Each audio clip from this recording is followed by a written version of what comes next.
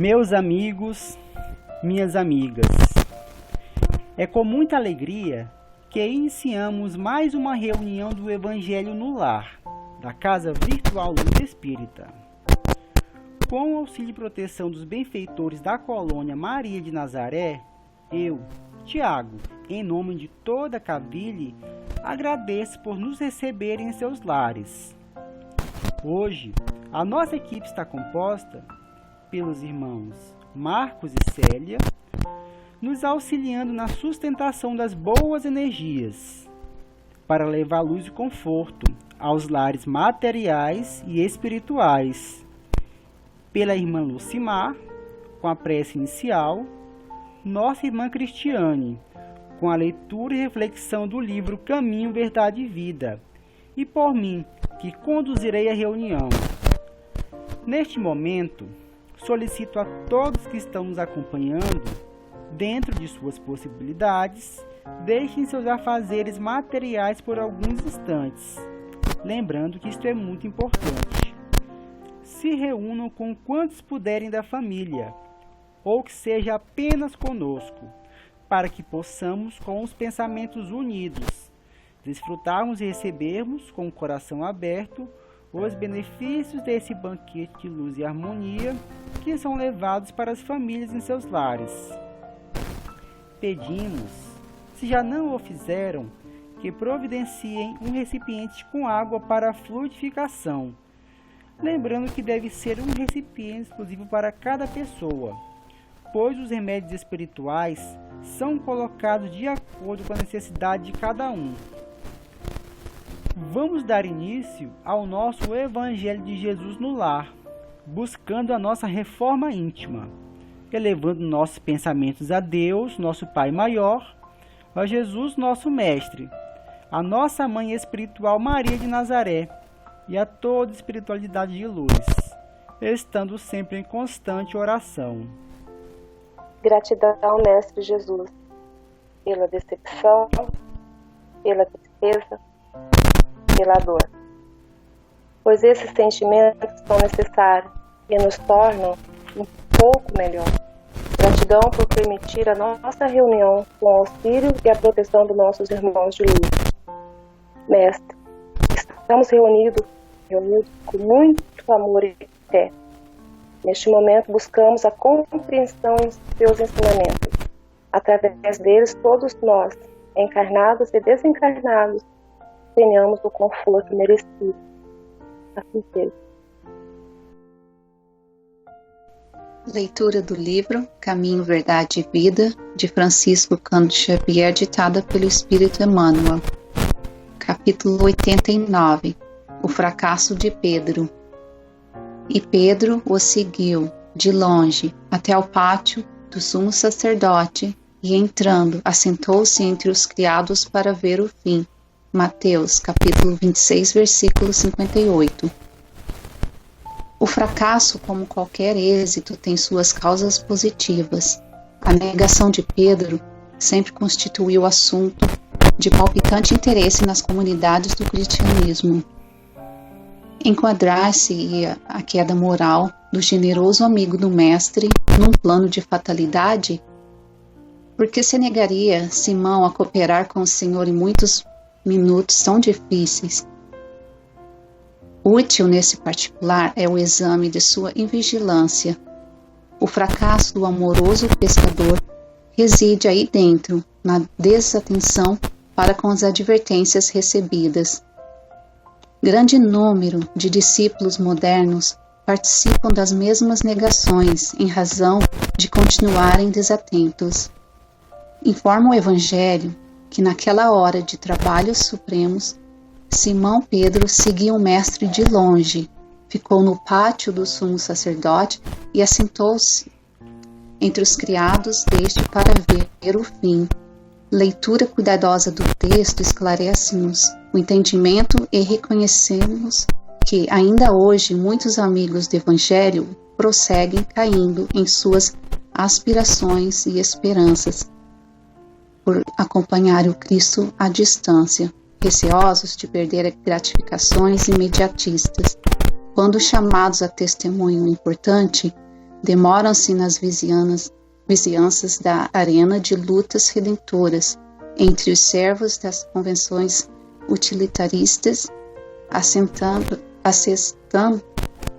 binóculos de exame a fim de observarem como será o fim dos serviços alheios. Todos os aprendizes, nessas condições, naturalmente fracassarão e chorarão amargamente. Após essa leitura, desse aprendizado, entendemos que todos nós dizemos que somos cristãos, que temos fé, mas negamos Jesus nos momentos em que as nossas atitudes devem estar de acordo com ensinamentos evangélicos. Assim, também, como Pedro, acompanhamos Jesus muitas vezes à distância. Pedro se tornou um discípulo fiel e devotado após a ressurreição de Jesus. O Mestre espera de nós a mesma devoção, mas deixamos as perturbações externas nos desviarem do caminho. Todos nós estamos sujeitos ao fracasso e é assim que evoluímos, errando, aprendendo e melhorando. O importante é a gente tirar uma lição boa daquela dificuldade, daquele tombo que levamos, porque assim, após a cada tombo da vida, nos levantamos mais fortes, mas é necessário reencontrar o caminho do Mestre. Jesus já advertia: orai e vigiai. Devemos estar constantes, vigilantes, porque somos chamados a testemunhar a todo instante. Então, que possamos desenvolver o ato do perdão, o auto-perdão, para sermos bons e caridosos com o próximo, para seguirmos não somente com fé e esperança, mas com o coração de quem aprendeu a amar. Por que fracasso, Cristiane deu um grande passo aí nessa explicação. Ficou bastante claro.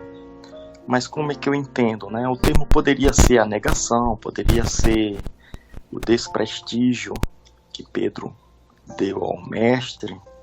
E na verdade, ele havia sido o discípulo a quem Jesus dava a delegação da continuidade da missão de evangelizar.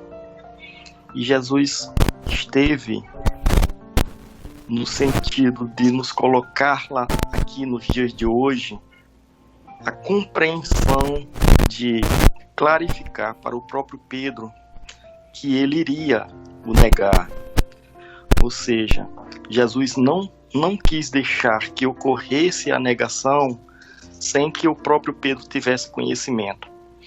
Mesmo assim, ele tendo conhecimento, ao invés de se posicionar com alerta ao qual Cristo havia lhe designado, ele comportou-se como qualquer ser humano, como qualquer um de nós, que no momento de extrema dificuldade está ao lado de alguém que certamente fora condenado covardemente, como ocorreu com Cristo, o comportamento não deveria ser de ficar distante, de se ausentar no momento de dor, no momento mais difícil ao qual Cristo passava. Então aqui está clarificado o que seria o fracasso: esconder-se por trás de sua insegurança, por trás das suas incertezas, tentando salvar a própria pele.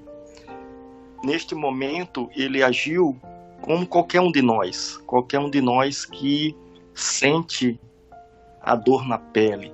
E ele sabia o que Jesus iria passar.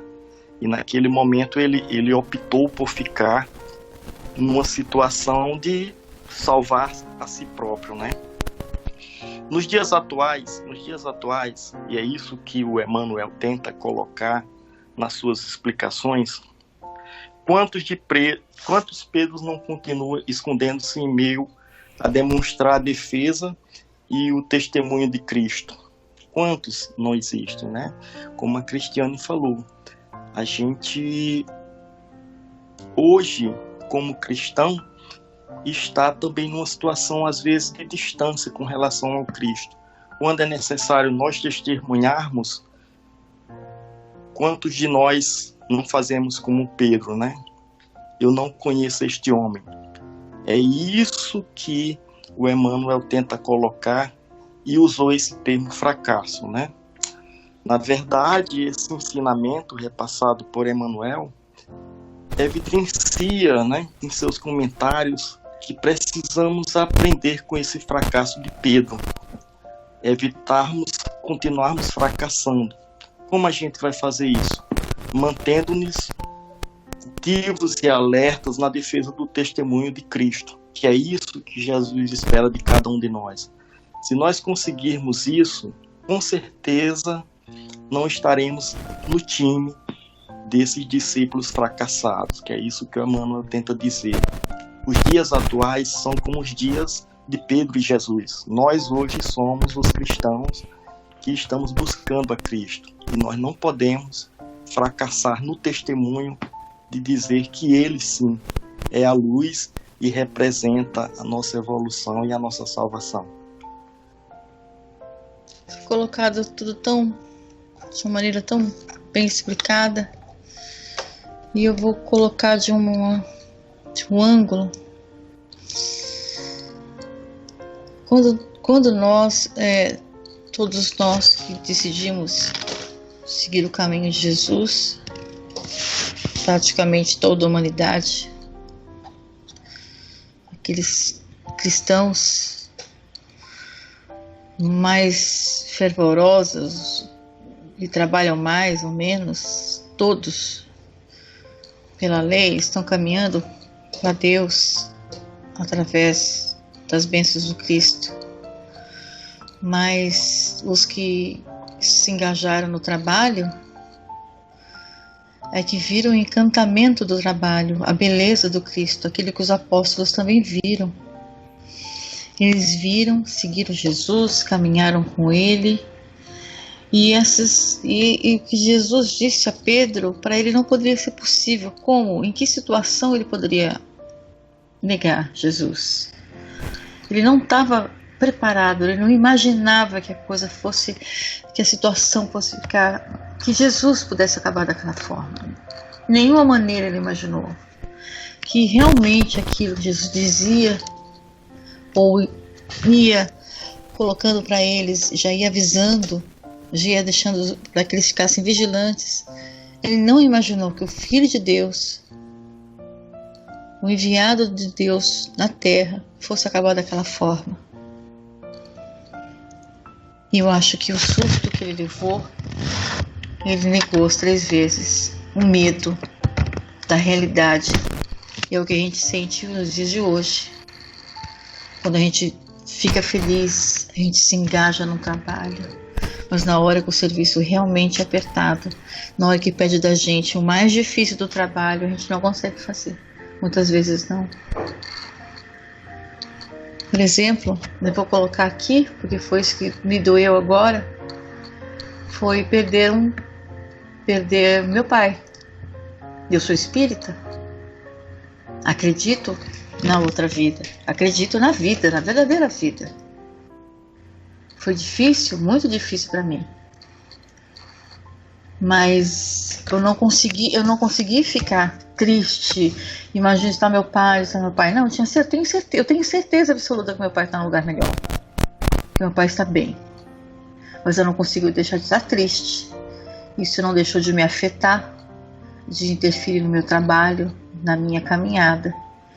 Porque isso me paralisou. De certa forma, eu estagnei um pouco. Porque eu tive que lidar com a questão verdadeira da morte na minha frente, que eu não estava preparada. De maneira alguma, porque ele estava saudável, foi um susto que ele veio. Eu não tinha perdido nenhum parente próximo dessa forma. Eu não tinha lidado com o luto. Eu tive que aprender a lidar com o luto. E os meus companheiros aqui da Cavile me ajudaram muito. E eu tenho plena certeza, e não deixo de acreditar em um instante nenhum, que ele está lá, os irmãos espirituais estão lá, os mentores estão tomando conta, mas não deixa de ser doloroso e difícil.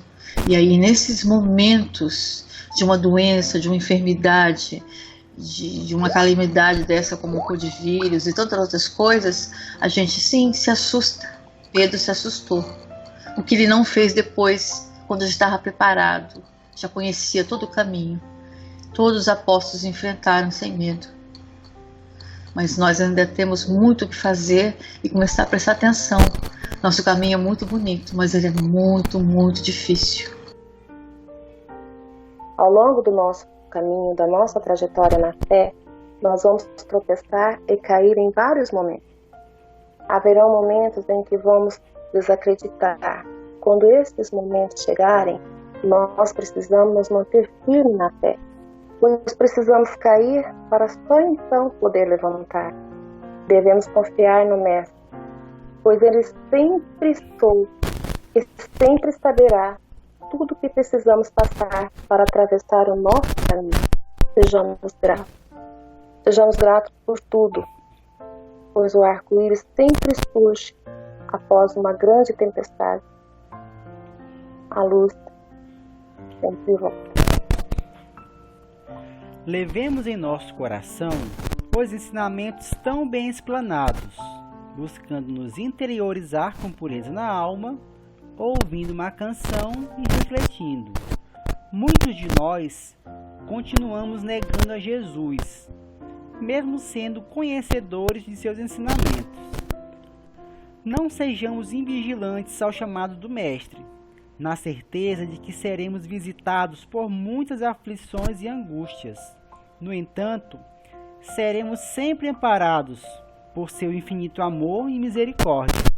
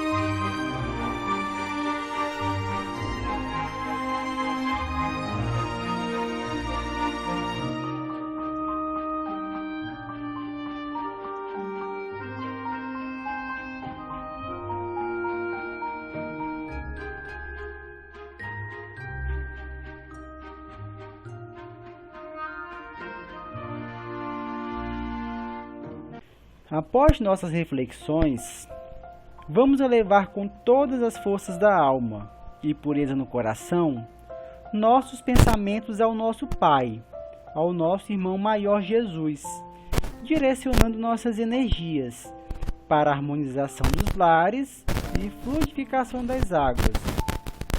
E com o auxílio da espiritualidade protetora que se encontra junto a nós todos, que possamos abrir nossos corações para termos forças, discernimento, vontade para nos corrigirmos interiormente e podermos promover a paz, harmonia e mais amor junto à nossa família que convive conosco em nossos lares.